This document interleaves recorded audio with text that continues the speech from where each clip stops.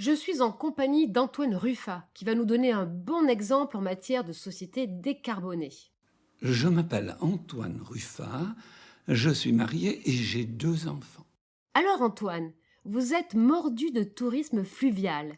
Vous en faites depuis longtemps. Mais cette année, il y a eu du nouveau.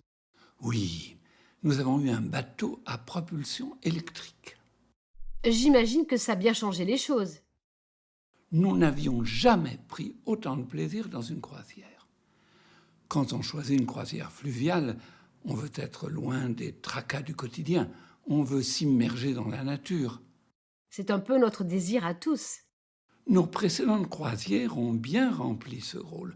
Cependant, il y avait le bruit du moteur et parfois l'odeur des gaz d'échappement.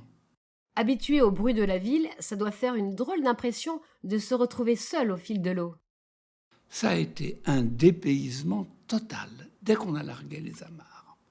On s'est senti comme appartenant à la nature que l'on côtoyait. On ne risque pas de s'ennuyer au bout d'un moment. Pas le moins du monde.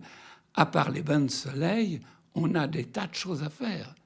Vu qu'on est équipé de vélos, on peut visiter les villages que l'on rencontre tout au long de la navigation. Comment faites-vous pour recharger les batteries? Il y a des bornes de recharge rapides dans les haltes et les ports nautiques. Durant la recharge, on en profite pour acheter des produits frais chez les paysans. Le tourisme fluvial à bord d'un bateau à propulsion électrique est vraiment une idée qui sort des sentiers battus. Mais il faut un permis, j'imagine. Non, aucun permis n'est requis.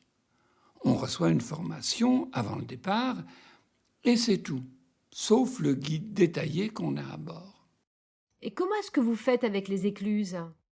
Heureusement que la plupart sont automatisés. Pour les autres, il faut un peu se débrouiller. Mais les éclusiers sont en général sympas. Merci Antoine pour le récit de cette expérience rigoureusement décarbonée qui allie le confort et le plaisir de la découverte.